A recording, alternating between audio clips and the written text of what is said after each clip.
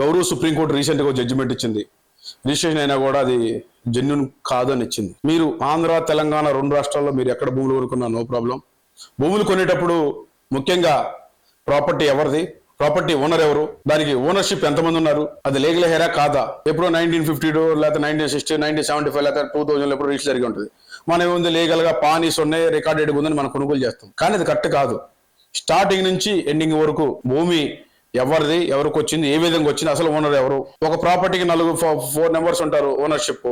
అతను ఏదో అన్నున్న కారణాల వల్ల అప్పుడు నోటి మాట ద్వారా క్రయ విక్రయాలు జరిగినాయి. ఇప్పుడు వచ్చేసరికి అది ఎప్పుడో 1975 జరిగింది. ఇప్పుడు వాళ్ళు వచ్చేసరికి మేము అమ్మలేదు అని చెప్పి పార్టీషన్ సూటు మేమే కేసేస్తారు.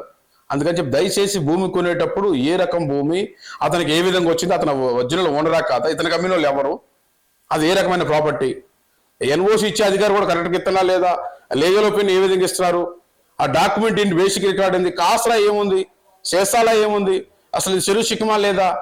ఇరిగేషన్ డిపార్ట్మెంట్ అనుభవం తీసుకోండి, జాయింట్ రెవెన్యూను ఇరిగేషన్ డిపార్ట్మెంట్ జాయింట్ ఇన్స్ట్రక్షన్ తీసుకోండి.